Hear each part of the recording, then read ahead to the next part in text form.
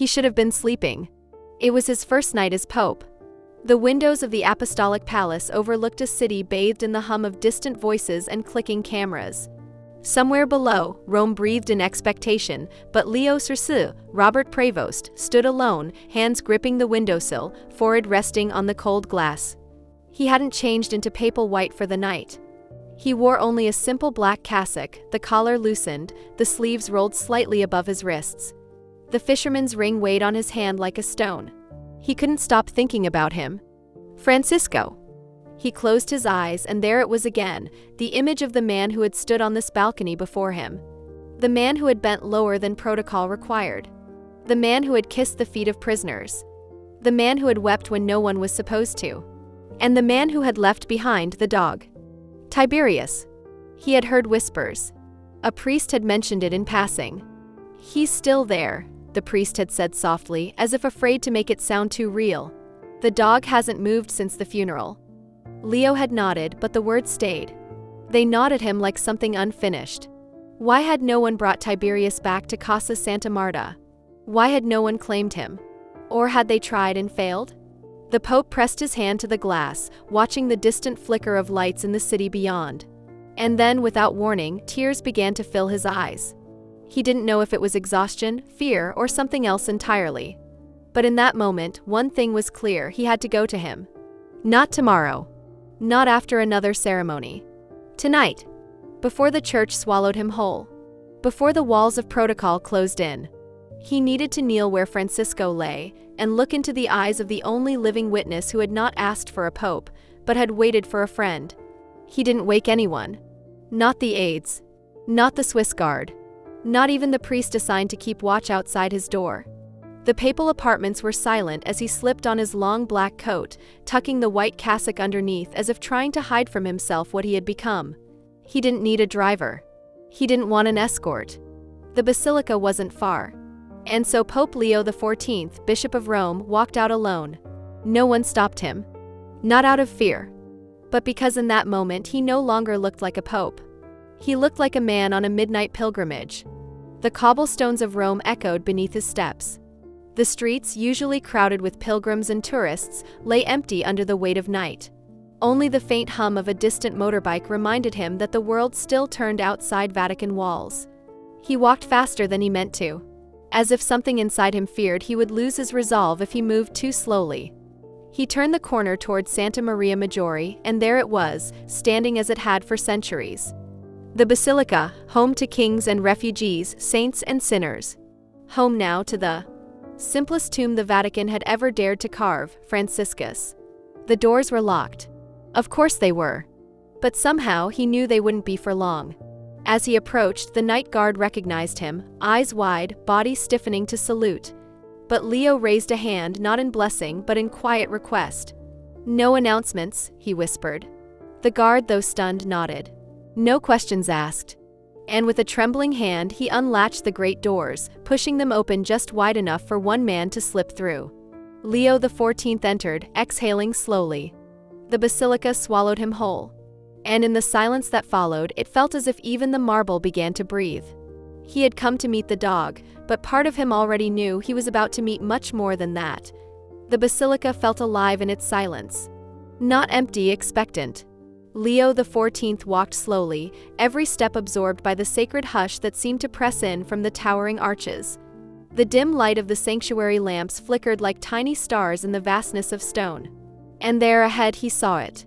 A small shadow curled near the tomb marked only Franciscus. He stopped. His breath caught in his throat. Tiberius. The dog lay stretched across the marble floor, body still, chest rising and falling with the steady rhythm of sleep. His fur, slightly matted from days without grooming, was dusted with the faint grit of the basilica floor. He hadn't been moved. Hadn't been led away. He had chosen to stay. Leo stood frozen, afraid to move, afraid to break whatever sacred thread held this fragile moment together. The animal, as if sensing him, slowly lifted his head. Two dark, glassy eyes met his. And in that instant, the weight of the world shifted. Because those eyes did not look at him as the Pope. They did not bow in reverence. They did not widen in fear or awe. They simply recognized him. Not as successor. Not as supreme pontiff. as the man who had dared to come alone. Tiberius stood, stretching slowly, his paws soundless on the marble. His gaze never left Leo's. No growl. No bark. Just presence. Leo's throat tightened. He took one trembling step forward. Then another. And as he neared the tomb, he whispered softly, almost afraid the sound might shatter the moment, "I've come to see him too, old friend." Tiberius did not move. He simply sat, tilting his head ever so slightly, as if waiting to see if this new man would dare do what few had done: kneel. Leo took another step, then stopped again. Tiberius didn't move away. Instead, the dog lowered himself back to the floor, front paws stretched forward, chin resting between them, watching. Not guarding. Not defending. Witnessing. Leo felt the lump in his throat grow heavier.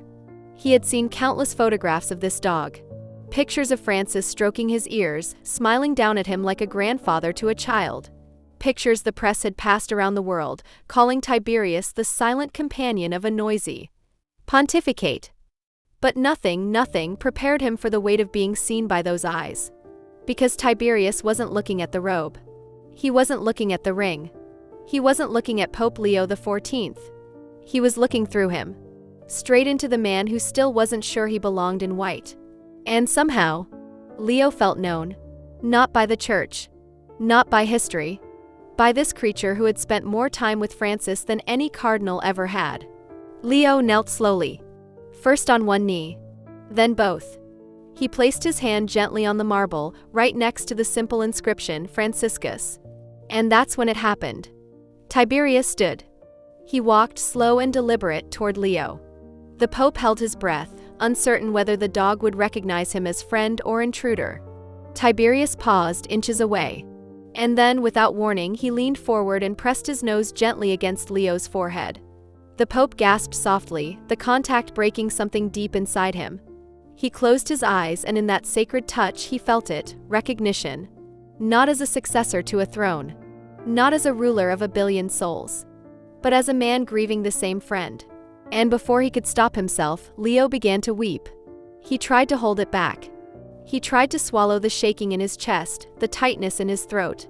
But when Tiberius rested his head fully on Leo's knee, something inside him collapsed. The tears came harder than he expected.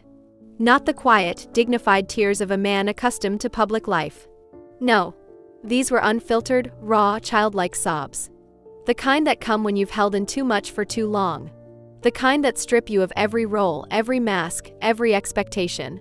Leo bent forward, his forehead resting on the cold marble next to the dog.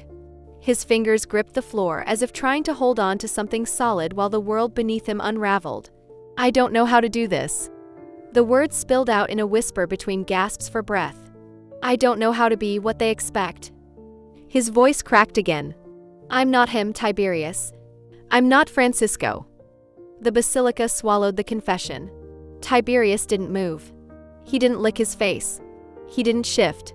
He just stayed, breathing slowly, grounding the man beside him. Leo pressed his palms flat against the floor, his tears dripping onto the stone that bore the name of the man the world had come to mourn. "I'm scared," he whispered. "I'm so scared." And then something broke open wider. "I don't want to lose who I am, like so many have, like I've seen them lose themselves when they sit in this place. I don't want to become untouchable." He let the words hang there. Broken. Naked. Holy. And for the first time in his life, Pope Leo XIV, who had spent years defending the faith, felt faith defending him. Not in thunder. Not in visions. In the silent presence of a dog who had already said more by staying than any sermon ever could. The basilica remained still. No. Guards entered. No priest dared interrupt. Only the sacred hush of stone and candlelight kept watch as Leo, still trembling, lowered his face to the floor. He pressed his lips to the cold marble, right below the single word, Franciscus. And in that fragile, holy posture, he did something no one would ever hear on television. No one would ever quote in the headlines. He spoke to Francis. Softly. Brokenly. Like a son speaking to a father after a long absence. "I thought I was ready," he whispered. "But I'm not. You made it look so human. So simple. Like it was possible to love without losing yourself." His hands clenched again on the marble. "But I already feel the walls closing in. I already feel the masks pressing down on my skin. His voice dropped lower. Tell me how you kept your heart. Tiberius let out a quiet breath, barely audible, as if agreeing with the weight of the question. Leo leaned closer, his face now inches from the dog's paw. I need you to teach me, even from the grave. Teach me how to stay small. Another tear slid down his cheek, falling to the floor as if sealing the request. Remind me, he whispered, that I don't have to be perfect, just faithful. That I don't have to fill your shoes, only wash the feet in front of me. The air thickened, not with heat, but with a holy pressure, like the weight of 1,000 unseen prayers filling the room. And in that invisible conversation between a grieving man, a silent dog, and the memory of a shepherd, something unspoken was passed. Not a crown. Not a power. A way. A way of walking. A way of loving. A way of leading without losing your soul. Leo stayed there a long time. No clock measured those sacred minutes. No camera recorded them. No journalist would ever know what truly happened on that floor. But in the heart of a man who carried the unbearable title of Holy Father, something had quietly, irrevocably shifted. Tiberius moved first. He lifted his head, stood slowly, and leaned his weight softly against Leo's shoulder. No words. No sounds. Just presence. And Leo, with slow reverence, rose to his knees. He placed a trembling hand on the dog's head and whispered, I won't forget. He wasn't speaking to the animal alone. He was speaking to Francis. To the church. To God. To the fragile part of himself that had just remembered why he had said yes. Not to be a ruler. But to remain human. He stood fully now, taller than before, not in stature, but in surrender. He did not kiss the tomb again. He did not speak another word. He simply bowed. And then, with Tiberius following silently at his side, he walked toward the great doors of the basilica. He paused once more before stepping into the light of a new day. He turned his face back to the marble one last time. And in his heart he heard it again, lead with your heart. Kneel before you speak. Love more than you fear. The doors creaked open. The city of Rome was waking. But this man, this pope, was walking out of the basilica not as the successor of a throne, but as the keeper of a legacy. A legacy written not in gold, but in tears.